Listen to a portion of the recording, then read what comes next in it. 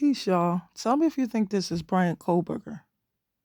Those of you interested in hearing this report, I just want to let you know that I'm a relative of someone inside the investigation into the quadruple homicide in Idaho.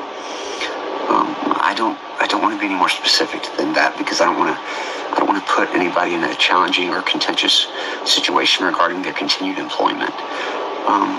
And I will say what I'm about to tell you is secondhand, but it is from what I believe to be a very reliable source.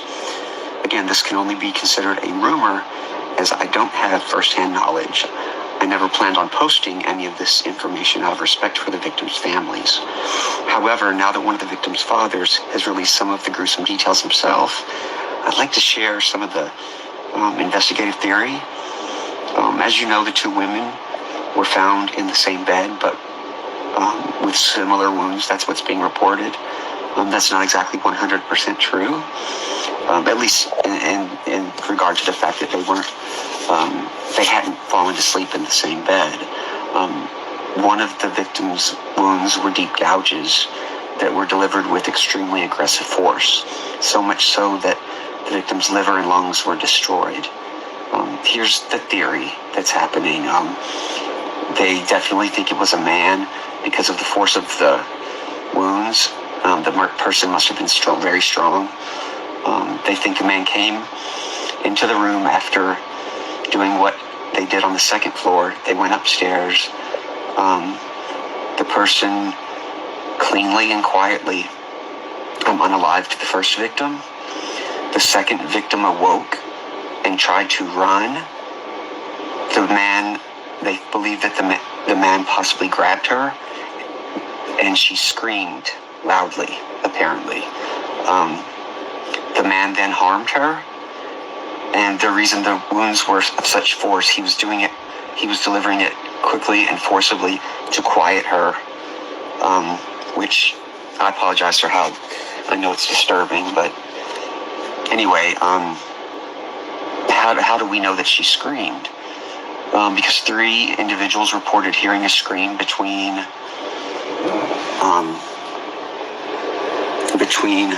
3:45 and 4 o'clock. That's why the police have such a specific time frame as to when the murders occurred, because I don't know if you noticed, but the authorities weren't called the next day until late in the morning, yet they had a very specific time frame when the murder happened. They think the scream is why. And after reviewing video files from the neighborhood, they reviewed security cameras in the area, and they have an audio file where I haven't heard it, but I was told that you could clearly hear a loud scream from a female. That scream was recorded at exactly 3:38 a.m. Neighbors say they didn't call the police because they said there's often loud noise coming from the house. I was told that there are parties there all the time. Again, I don't know if that's true, but it's what I was told. The weapon used was a long serrated-edged hunting knife with a fixed blade. The weapon had not been in the house. The person brought it with them and took it when they left. The 2 victims were on the same bed, not side by side. One victim was found on top of the other. The reason is that the one tried to escape and was grabbed, harmed, and then shoved and fell on top of her friend. That is why there's a lot of blood mixtures at the scene. They're also desperately looking for this white car. The reason being is that it was seen speeding by an A&W gas station. I don't even know what that is, but anyway, again, it could be wrong. I was just told it was seen speeding by an A&W gas station / hangout at 3:45. Now, if the scream was recorded at 3:38 and the car sped by at 3:45, it's a very tight time frame, but it is possible that the person left immediately and rushed and was seen speeding by. Also, the scream may have been what caused the person to quickly leave. That scream could have been what saved the other 2 roommates' lives. The person knew that they might be detected, so they sped away. Again, this is all just rumor. Take it for what it is. I just pray for these young people. I hope they rest in peace and that their families can find peace after this horrible crime. And I hope that the person who committed it can be brought to justice. Thanks a lot.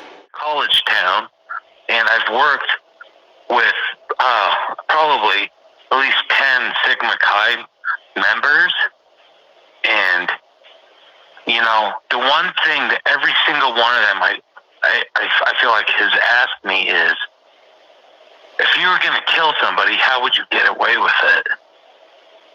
And I just wonder if maybe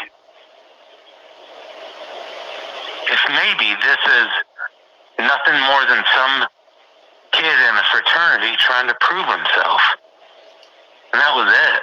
So you said you worked with 5 or 6 Sigma Chi kids, and they asked you if you can kill somebody, they can get away with it? Yeah. Did I hear that right? Yeah. And I know that's a thing that just like maybe people say, trying to like have interesting conversation, but like just in my head, it's like it's always been these dudes that were in the fraternity.